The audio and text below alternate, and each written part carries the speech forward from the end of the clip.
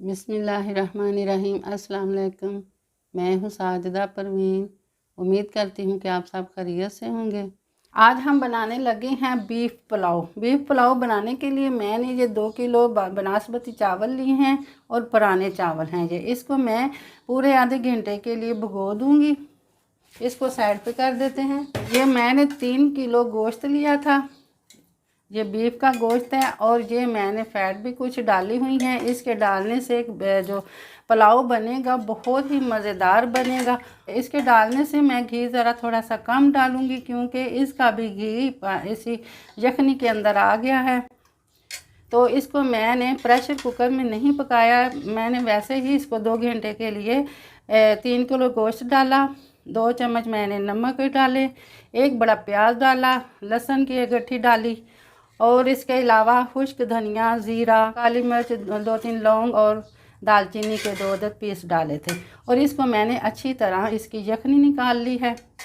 अब हम इसमें तड़के की तैयारी करने लगे हैं। इसके लिए मैंने ये बड़ा सा देगचूल्हा लिया है और इसमें मैं सिर्फ़ 1 पाव घी डालूँगी। ये 2 अदद दरमियाने साइज़ के प्याज हैं, इनको भी बारीक बारीक काट लेना है।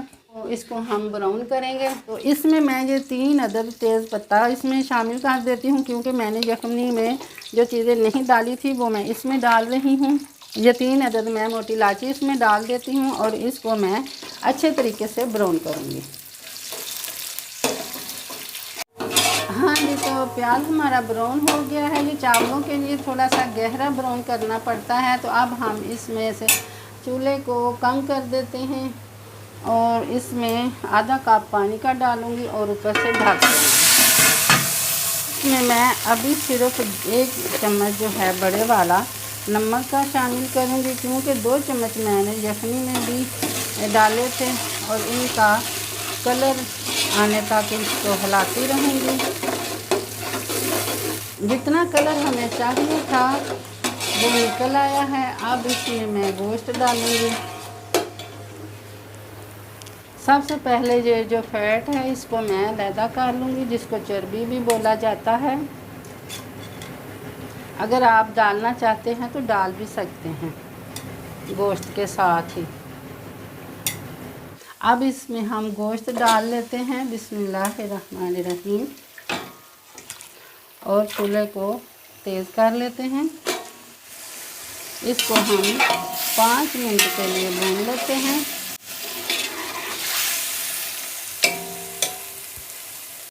गोश्त माशाल्लाह भुना जा चुका है। एक बार फिर मैं आपको बता दूं कि गोश्त 3 किलो है और चावल मैंने 2 किलो डाले हैं ताकि जो यखनी पुलाव है वो बहुत ही मज़े का आपको मिले। तो ये वाले गिलास जो थे ये 7 गिलास, 2 किलो चावल हैं, 7 गिलास ये चावल के हुए थे।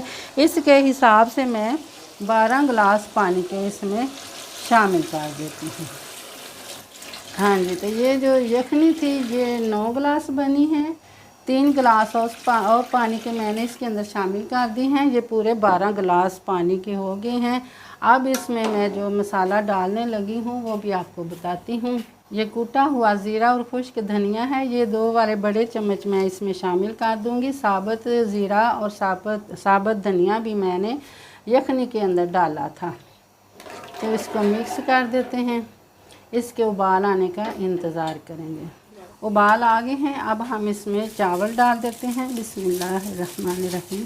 और इनको मिक्स कर देते हैं। चावलों को मैंने मिक्स कर दिया है। तो आपको एक बात बता दूं कि इसमें मैंने कोई भी मिर्च नहीं डाली, सिर्फ नमक या जो आपको गरम मसाले साबुत बताए हैं वो डाले हैं और लाल मिर्च का पाउडर भी नहीं डाला, कुटी हुई लाल मिर्च नहीं डाली, काली मिर्च का पाउडर नहीं डाला और सब्ज़ मिर्च भी नहीं डाली। तो ये बहुत ही मज़े की बनेगी। अब हम इसको ढक देते हैं।